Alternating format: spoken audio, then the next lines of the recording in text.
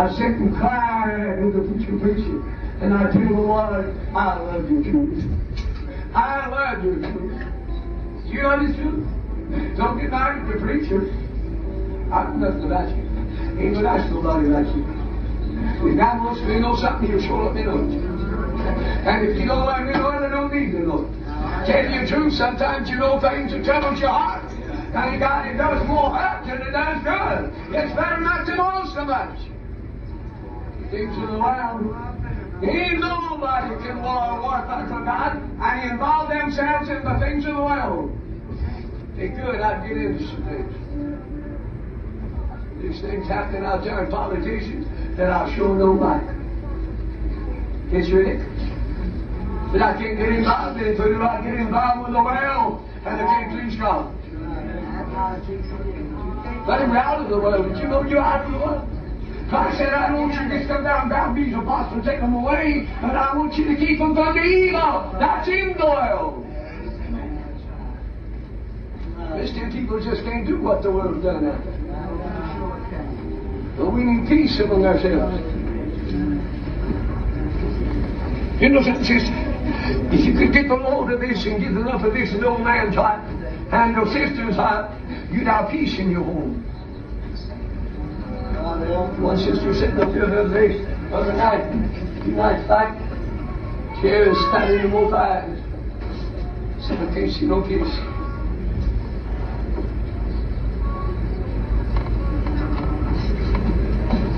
Ain't see no peace. There's one thing about it. These tribulations out there, but in Christ there's peace. There's peace. Even in the jaws of death there's peace. Peace. You may not want to go, but there's peace in your heart. Thank God you go get where if you go, then everything is all right. I don't mind talking about husband and wife so much. I want you to understand one thing today.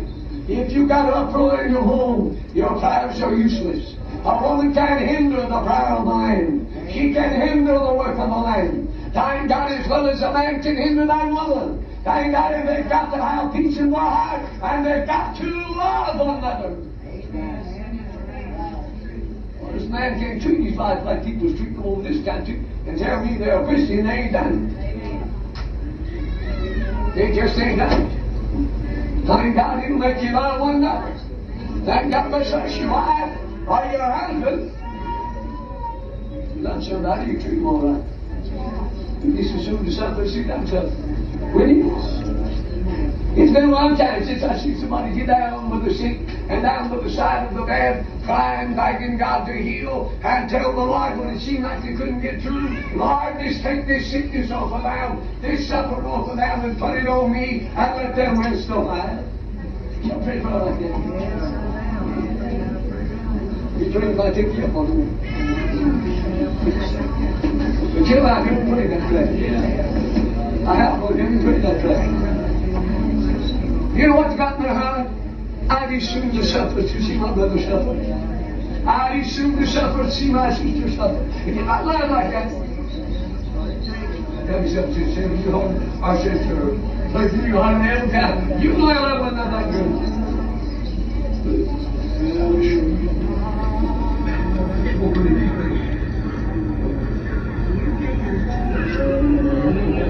I'm going to put us in pushing things. You know they ain't but very few of them that does. You know it? Very few of them that does. The children, they can have homes. They can have homes. When they pray a prayer about no help, they ain't nothing to hinder. Nothing much else. Guess what I want to shoot you guys? Charity suffers wrong and he's kind. But sometimes I ain't only kind. The devil lies to me like it, I believe. The fellow said, good song. You got charity. Put on charity. It is never about that. It won't get hot today and go home and sit down and stay there. Or walk off and leave your brother and sister and never come back and tell me you got charity. Sister got charity.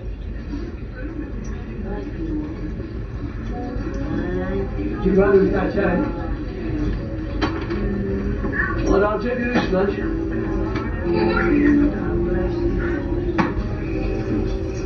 It's the thing that we like. And the natural diet is appointed to every single one of us in here.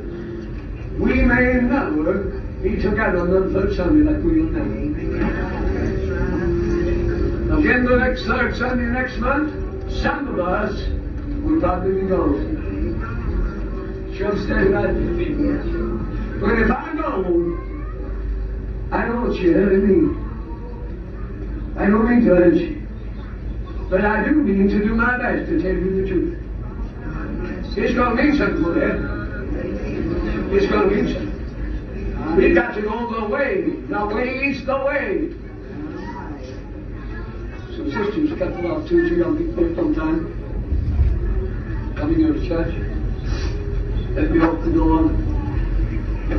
She said, well, as they saying, or as they say, or something like that, when I'm there. You go to your church. You go to ours. Tell me, how many churches has God got? Why in the world is there so many churches in the world? And the world, I ain't going to get on the one rule, don't misunderstand me. But my God, look at the different holiness denominations there are, and churches. Where God just got one people. And He wants me and you to be one. The Mountain Assembly, the Cleveland Assembly, the Free Pentecostal people, and even the Baptist people. A lot of Methodist people used to preach together, pray together, shout together. What's your rules? Now the Pentecostal people is all separated, and you can't get down together anymore. Boys, we need charity. And if the people of God don't start seeking God for it, you notice in Revelation when He said the love of many wax cold. Now you know it's not among the people like it used to be, don't you? 20 or 25 years, or maybe even longer than that. Well, I know it's longer than since it started. But way back in that time, them people were just like one people when they come together. They shouted together, they preached together, they worshiped together.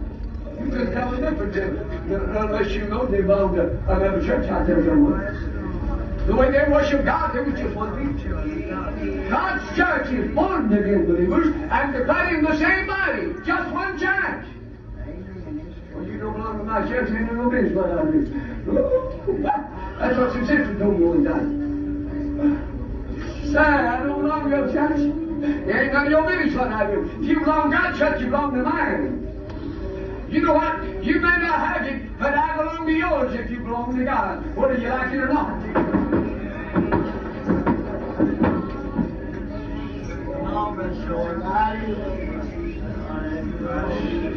know what? You can't get me out of this life. It takes God to get me out of there. God, I feel like it all over me.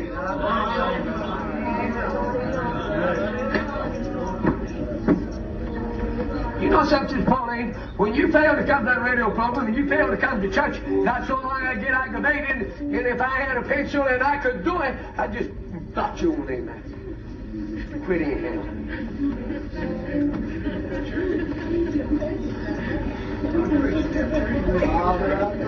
You don't have to say about stuff like that. Man with authority exact to run your name out, dot your name out. If he can reach up there and block my name out of the lamp book, I'd die lost, man. I'm glad I can't do it. And nobody else can do it. God, I get worried with some of them enough sometimes too. Don't you?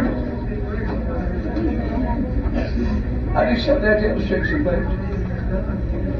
There's a woman dying, hadn't eaten 9 days and nights. Couldn't even swallow them out of the milk. The husband said to me, "Down. Oh, this Baptist command, all in hospital and prayed on. And days and nights, and he died. They didn't have all this cheese and stuff like that.